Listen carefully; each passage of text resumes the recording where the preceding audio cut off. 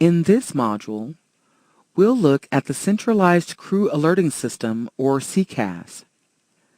First, we'll examine the general architecture and logic of the system, and then the different levels of alerting. Finally, we'll cover operational specifics and associated alarms. The Ccas system is designed to monitor all the ATR systems and provide warnings for malfunctions, abnormal situations, and flight envelope deviations. The system uses both visual and oral annunciations to warn the crew of problems. Annunciator lights on the ATR follow a lights-out design principle. This means that all control panels will be dark if the systems are functioning normally. A fault or failure will then be evident by the associated amber light.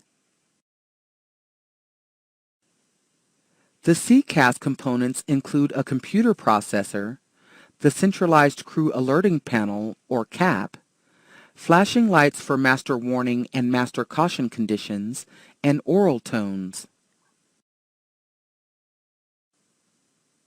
The CAP is a panel of annunciator lights used to provide initial identification of which system is experiencing a problem.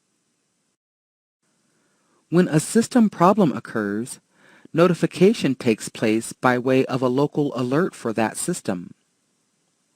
This will be an illuminated light on the associated push button for the system.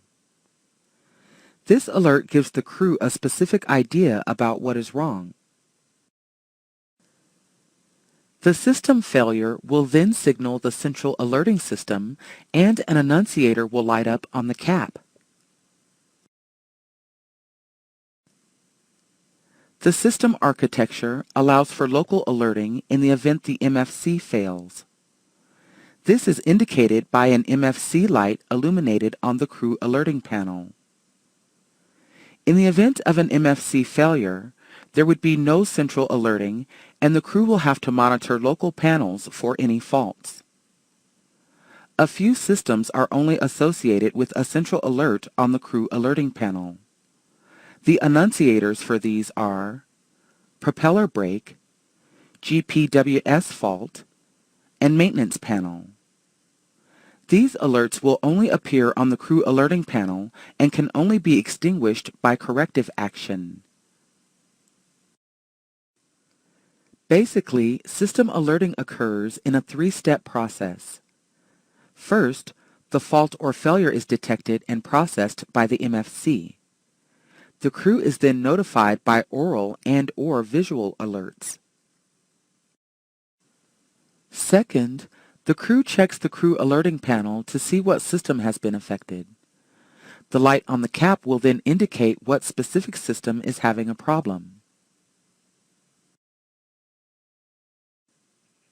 Finally, the crew finds the illuminated push button for the system that has faulted and takes the appropriate action. Some alerts are not processed by the MFC, so the only notification that takes place is via local alerts. This applies to the following conditions: engine fire, excess cabin differential pressure, excess cabin altitude, nacelle overheat, and smoke.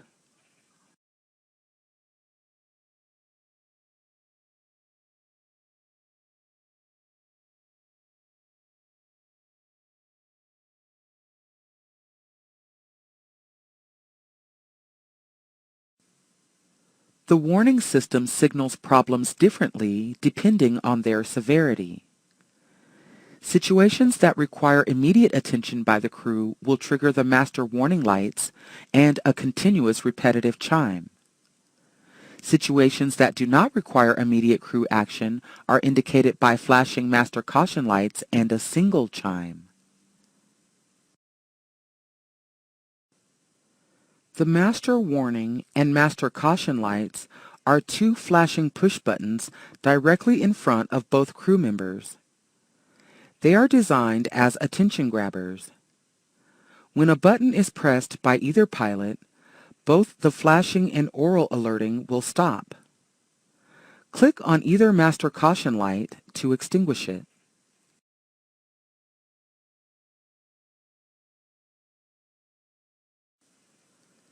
The master warning lights are red and indicate an emergency situation. The master cautions are yellow and indicate an urgent situation.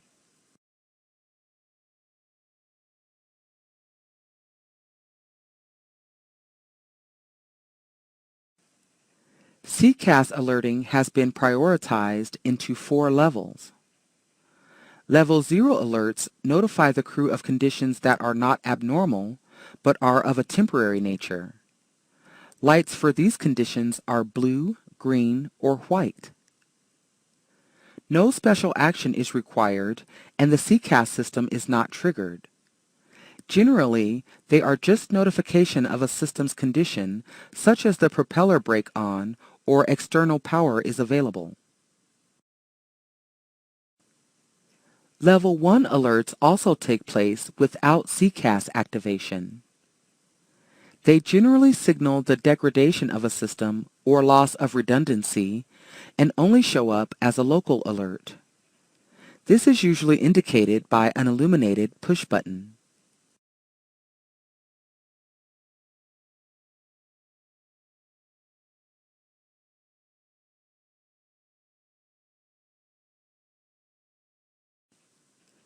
Level 2 alerts are designated as cautions. These will be accompanied by both yellow master caution lights flashing, as well as a single chime aural alert and an amber light on the cap. A Level 2 condition does not require immediate action. Crew action can be taken after consulting the Quick Reference Handbook and considering all the options.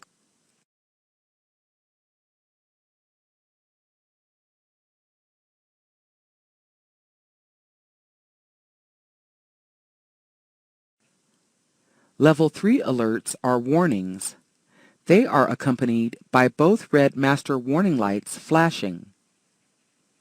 These situations require immediate corrective action. They cover emergencies such as serious system failures and hazardous aircraft configurations.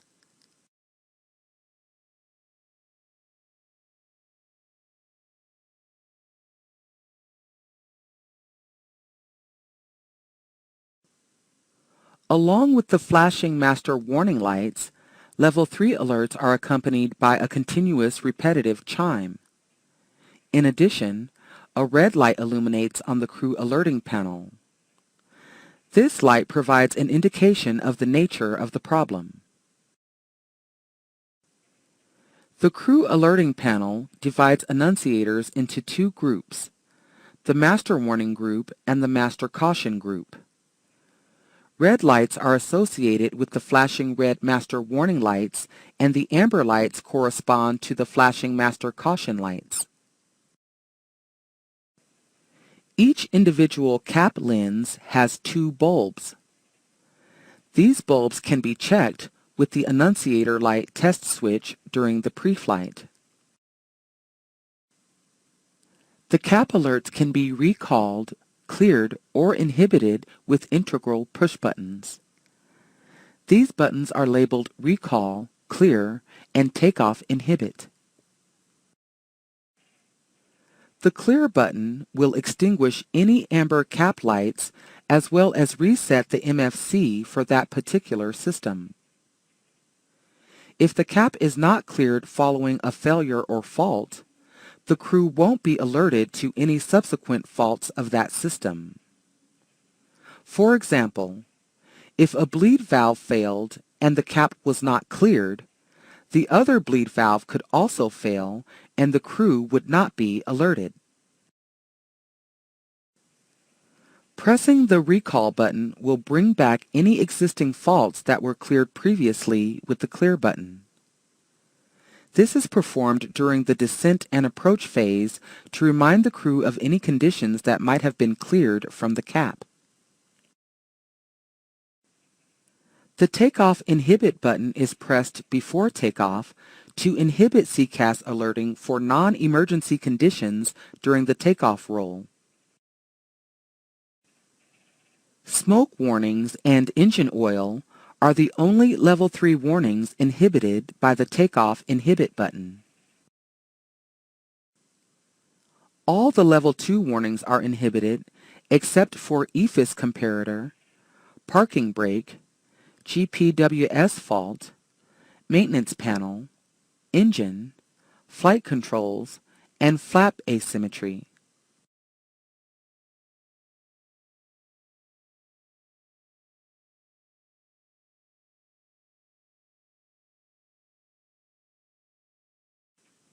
The inhibit is cancelled and the inhibit light goes out when the landing gear unlocks for retraction or the recall button is pressed. Nuisance or false alerts can be silenced with the emergency audio cancel toggle switch located on the right side of the center pedestal.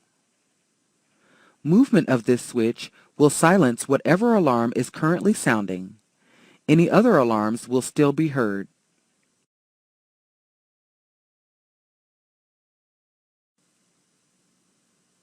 When an affected system alert has been canceled with the emergency audio cancel switch, the affected system will not provide another warning for that condition unless the MFC has been reset by cycling aircraft power, MFC 1B2B is reset, the recall push button is pressed, or the takeoff configuration is tested. This would generally apply to Level 3 warnings since those are accompanied by a continuous repetitive chime. However, there are a few exceptions for some situations. In these cases, the system will rearm once the triggering condition is removed. These situations are: the landing gear is not down, a VMO VFE VLE overspeed, the stall warning cricket sounds, the pitch trim whooler sounds, or the autopilot disconnects.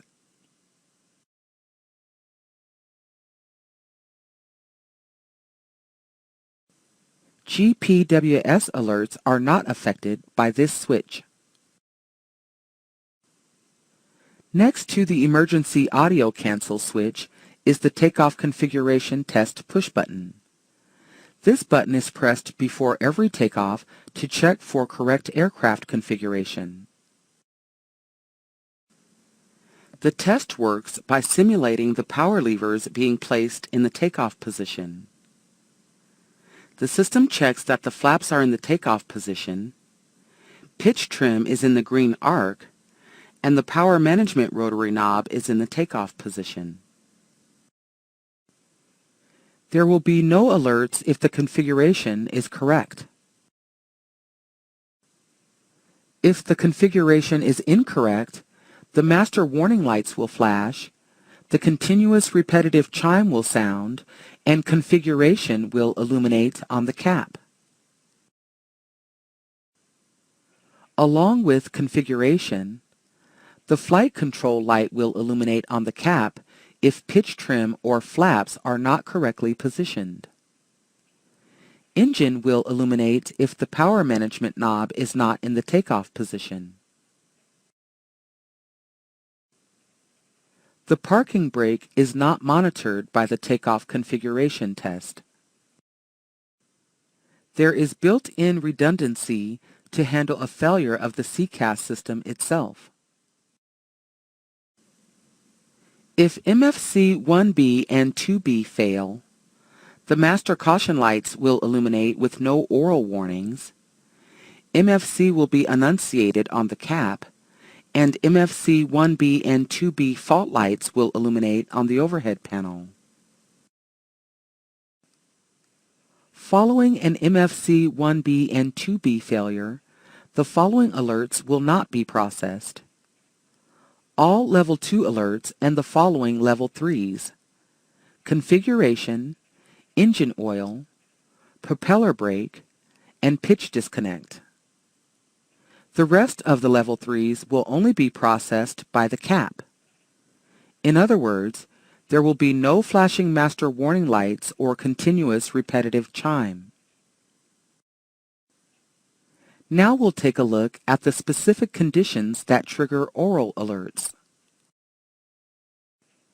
Altitude alerts are provided whenever the aircraft altitude approaches 1,000 feet of the target altitude selected on the advisory display unit. It also signals entering the 250-foot capture zone.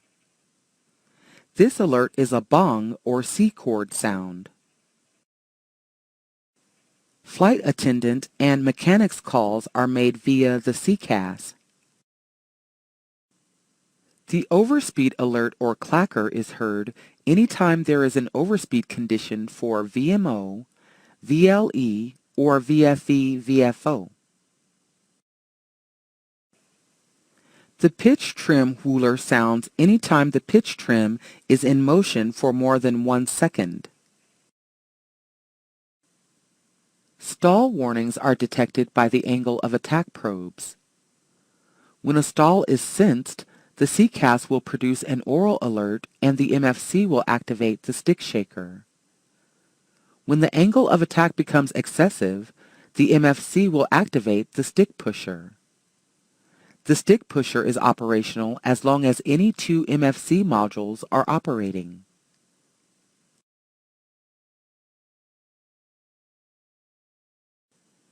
The triggering threshold for stall warning varies with power setting, flap configuration, and when the icing angle of attack button is illuminated. Normal stall warning occurs at 12 degrees angle of attack in non-icing conditions. In this case, the icing angle of attack light would be extinguished. In icing conditions, the stall warning occurs between 6.2 and 7.2 degrees angle of attack in cruise, depending on the flaps position, or 7.6 degrees within 10 minutes of takeoff or until the flaps are retracted. The stall alarm and stick pusher are inhibited when the aircraft is on the ground.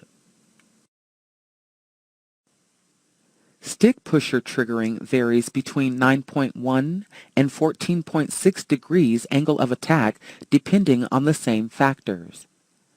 These factors are power setting, flaps, and horn anti-ice selection. The pusher is inhibited during the first 10 seconds after takeoff, as well as within 500 feet of the ground, provided the radio altimeter is working. This concludes the Crew Alerting System module.